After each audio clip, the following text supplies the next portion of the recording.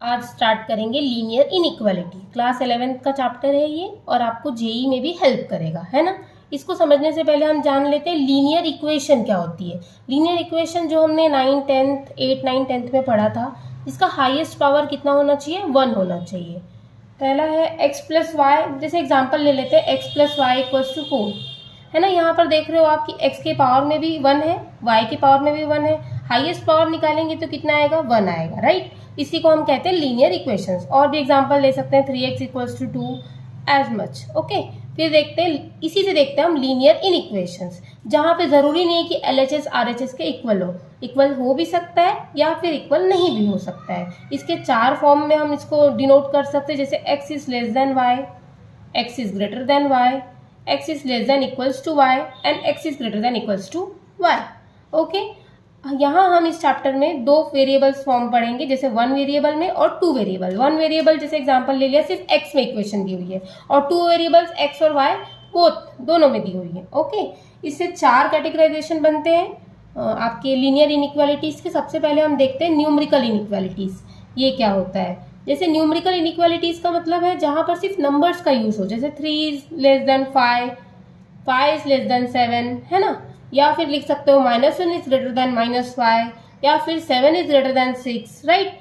ये तो समझ गए आप। लेकिन अब ये भले ध्यान ना हो तो आपको ये जरूर याद होगा, जब हम 8th क्लास में थे तब वहाँ पे 7x को हम 7 जो है उसको हम कांस्टेंट कहते थे, या फिर कोएफिशिएंट कह सकते हैं, या फिर न्यूमेरिकल कहते थे, राइट।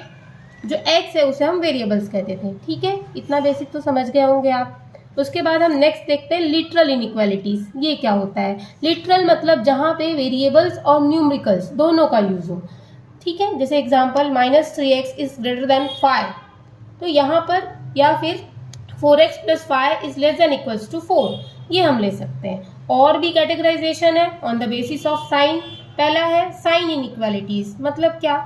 जहाँ पे ग्रेटर देन या लेस देन का अगर साइन हो तो उसे हम स्ट्रिक्ट इनइक्वालिटीज कहते हैं, ओके। स्ट्रिक्ट इनइक्वालिटीज, जैसे example 3x minus 5 is less then 1, मतलब इसकी जो वैल्यू आएगी वो हमेशा लेस देन 1 होगी, इससे ज्यादा नहीं हो सकती, उसको हम कहेंगे स्ट्रिक्ट इनइक्वालिटीज। या फिर x² plus 1 is greater then 0, हम कोई भी वैल्यू x की पुट करेंगे तो वैल्यू 0 से बड़ी ही आएगी, इसलिए इसका मतलब क्या होता है? Strict inequalities.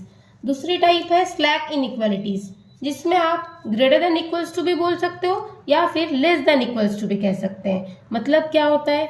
जो x और y की वैल्यू है या तो वो 1 भी हो सकती है या तो 1 से बड़ी भी हो सकती है, दोनों ही बातें पॉसिबल है। एग्जाम्पल के तौर पे हम ले सकते हैं x plus y is greater than equals to 1, ठीक है। यहाँ पे कुछ नोटेशंस हमें काम आएंगे, जैसे a is greater then b, ऐसे पढ़ते हैं हम, ओके। अगर आप ये भी ना समझ पाए तो ये साइन को याद करने की जरूरत नहीं है। देखिए, ये स्पेस बड़ा है, मतलब ये एरिया ओपन है।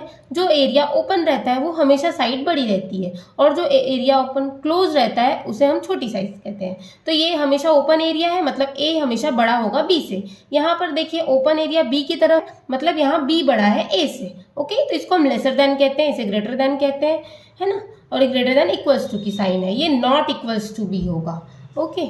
अब इसके बाद हम जानते हैं सॉल्यूशंस ऑफ लीनियर इक्वालिटीज। जैसे हमने 9th 10th क्लास में सॉल्यूशंस ऑफ लीनियर इक्वेशन पढ़ा था, जहां पर हम x और y की वैल्यूज निकालते थे, यहाँ पर भी सेम हमें वही करना है। जैसे values of x which make inequality a true statement, उसी को हम क्या कहते हैं? सॉल्यूशंस कहते हैं। जैसे यहाँ पर लिख दिया x plus y is greater than 1, यहाँ पर क्या है? x और y की वैल्यू कैसी आएगी? अगर मैं x और y दो वैल्यू लेती हूँ तो वो कैसी आनी चाहिए? ग्रेटर देन 1 आनी चाहिए, उसको हम क्या कहेंगे? सॉल्यूशंस।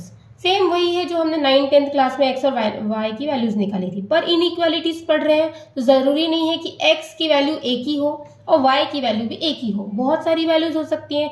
एग्जांपल x की वैल्यू 0 हो सकता है, x का वैल्यू -1 ले सकते हैं, है ना।